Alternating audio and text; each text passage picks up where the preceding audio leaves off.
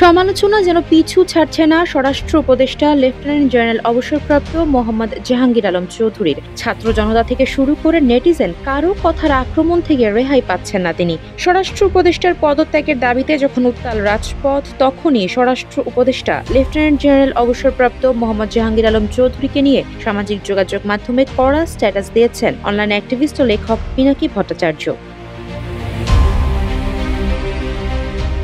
সোমবার নিজের verified Facebook পেজে স্বরাষ্ট্র উপদেষ্টাকে নিয়ে কয়েকটি পোস্ট দেন পিনাকি। সকালের দিকে দেওয়া এক পোস্টে তিনি প্রশ্ন করেন, স্বরাষ্ট্র উপদেষ্টা কয়টা থানা ভিজিট করেছেন, কয়বার বাহিনীর লোকজনদের সঙ্গে মাঠে গিয়ে দেখা করেছেন, তাদের সঙ্গে তাদের ক্যান্টিনে খেয়েছেন বা তাদের পরিবারের খোঁজ নিয়েছেন, তারা যেন উদ্বুদ্ধ হয় এমন কাজ করেছেন বা কথা বলেছেন কিনা।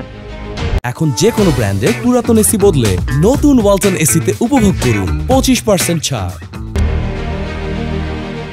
তিনি লেখেন যে বিশাল বাহিনীর নেতা স্বরাষ্ট্র উপদেষ্টা সেই বাহিনীর লোকেরা যেন বোঝেন যে তিনি তাদের পিতার স্নেহে নেতৃত্ব দিচ্ছেন, তাহলেই তারা আপনার জন্য হাসতে হাসতে জীবনটাও দিয়ে দিতে পারবে। আপনার কোনো পরিকল্পনা লাগবে না, কোনো প্রণোদনা দেওয়া লাগবে না, তারা নিজেরাই নিজের কাজটা সবচেয়ে ভালো করে করার চেষ্টা করবে, কারণ সে জানবে আপনি আন্তরিকভাবেই আপনার বাহিনীকে নিয়ে গর্ব করতে চান। গভীর রাতে প্রেস কনফারেন্স ডেকে আলগা সিরিয়াসনেস না দেখিয়ে রাতেই যদি নিজে টহল দিয়ে ঢাকার এলাকায় এলাকায় যেতেন, তাহলে আজ এই পরিস্থিতি পাল্টে যেত।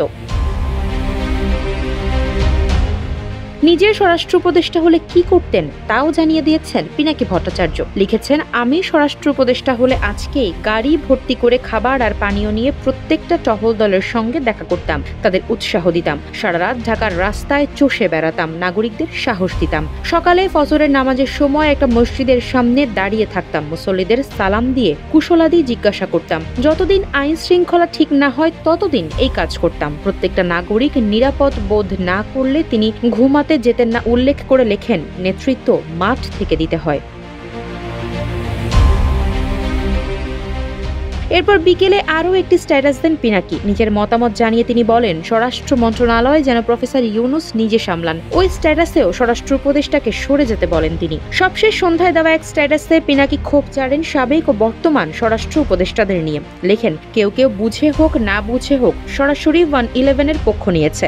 2007 সালে সেনা নিয়ন্ত্রিত সরকার ক্ষমতা দখলের পর মাত্র 3 মাসেরও কম সময় আগে পুলিশের মহাপরিদর্শকের দায়িত্বভার নেওয়া খোদাবক্স চৌধুরীকে 1/11 ঘটনার পরপরই পদ থেকে সরিয়ে দেওয়া হয়। ওই সময় অবৈধ কর্মকাণ্ডের নেতৃত্ব দানকারীদের অন্যতম ছিলেন লেফটেন্যান্ট জেনারেল জাহাঙ্গীর, যিনি বিএনপি মনোনীত ব্যক্তি হিসেবে বর্তমানে অন্তর্বর্তীকালীন সরকারের উপদেষ্টা হয়েছেন বলে দাবি পিনাকির। স্ট্যাটাস শেষে বিএনপি কোন আক্কেলে জাহাঙ্গীরকে রেকমেন্ড করেছিল প্রশ্ন রাখেন পিনাকি ভট্টাচার্য।